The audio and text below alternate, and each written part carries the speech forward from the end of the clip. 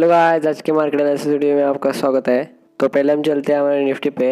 Nifty 15 minute के time frame में आप देख सकते हो और फ्राइडे को इसने एक डब्ल्यू पैटर्न बनाया था और अभी सिंगापुर मार्केट 90 पॉइंट प्लस ऊपर क्लोज हुआ है और हमारा मंडे का मार्केट भी गैप ओपन होने वाला है। तो यहाँ कहीं पर हम मान के चलते हैं कि यहाँ पर गैप ओपन हो सकता है। तो यहाँ से हमारा पहला रेजिस्टेंस बनता है ये और उसके बाद अगला रेजिस्टेंस बनता है ये। और अगर यहाँ से गैप ओपन होकर नीचे गिरता है तो नीचे की तरफ हमारा पहला सपोर्ट बनता है ये। तो यहाँ से नीचे की तरफ ब्रेक करता है तो नीचे की तरफ हमारी शॉर्ट की एंट्री बन सकती है। तो नीचे के लिए हमारे दो टारगेट बनते हैं। तो अभी हम चलते हैं हमारे बैंक निफ्टी में। बैंक निफ्टी 15 मिनट के टाइम फ्रेम में आप देख सकते हो।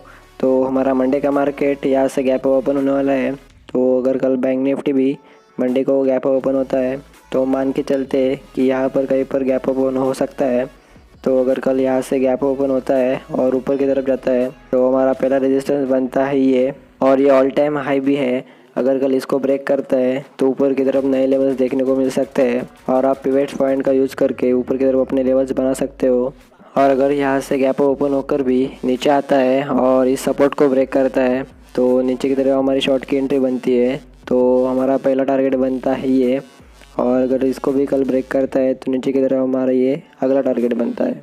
तो ये थी हमारे निफ्टी और बैंक निफ्टी की लेवल्स। तो अभी हम चलते हैं हमारे स्टॉक के ऊपर। पर जिन लोगों ने अभी तक इस चैनल को सब्सक्राइब नहीं किया तो जल्दी से जाकर सब्सक्राइब कर लो। तो हमारा पहला स्टॉक है पेट्रोनेट LNG। आप देख सकते हो एक बढ़िया रेजिस्टेंस के पास है।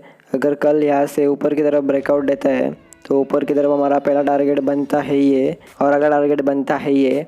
और अगर इस रेजिस्टेंस से यू टर्न लेकर नीचे गिरता है तो नीचे की तरफ हमारा पहला सपोर्ट बनता है ये और उसके बाद हमारा अगला सपोर्ट और टारगेट बनता है ये मंडे के लिए अच्छा इंट्राडे प्लस स्विंग स्टॉक बन सकता है। तो इसको अपने वॉच लिस्ट में ज़रूर रखना। तो इसके बाद हमारा अगला स्टॉक है एंटरप्राइजेस। अदानी एंटरप्राइजेस आप देख सकते हो अपने ऑल टाइम हाई और अपने रेजिस्टेंस के पास है।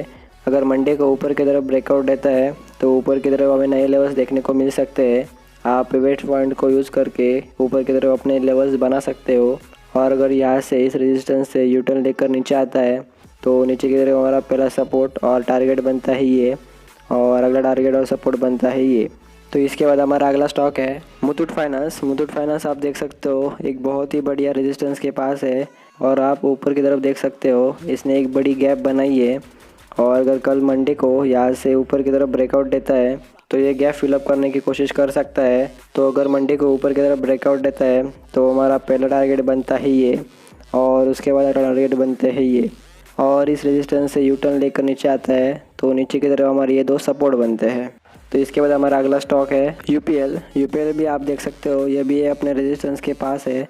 अगर मंडे को यहाँ से ऊपर की तरफ ब्रेकआउट देता है तो ऊपर की तरफ हमारा पहला टारगेट बनेगा ये और उसके बाद अगला टारगेट बनेगा ये।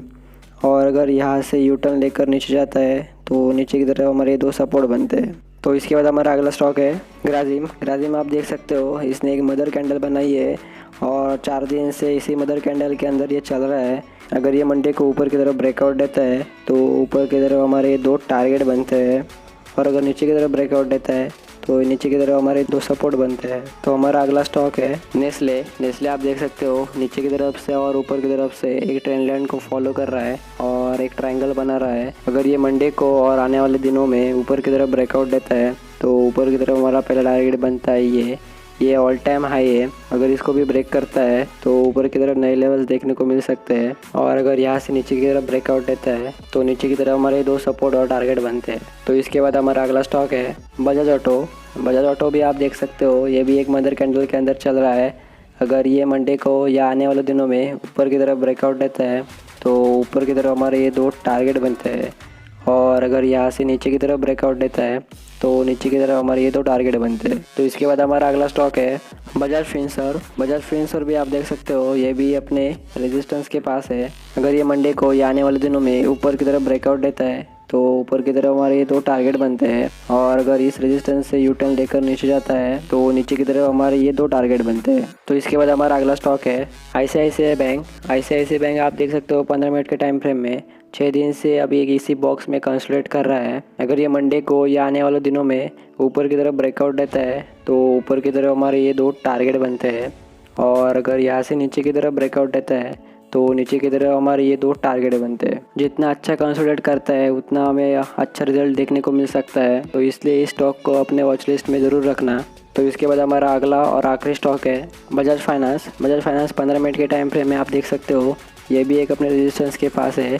अगर ये मंडे को ऊपर की तरफ ब्रेकआउट देता है तो ऊपर की तरफ हमारे ये 2 टारगेट बनते हैं, और अगर इस रेजिस्टेंस से यूटर्न लेकर नीचे गिरता है तो नीचे की तरफ हमारे ये 2 टारगेट बनते हैं। सो गाइस, आज के लिए इतना ही, और ये वीडियो आपको अच्छी लगी तो इसको लाइक करना ज़रूर, और इस वीडियो को शेयर करना ज़रूर, और इस चैनल को सब्सक्राइब करना ज़रूर।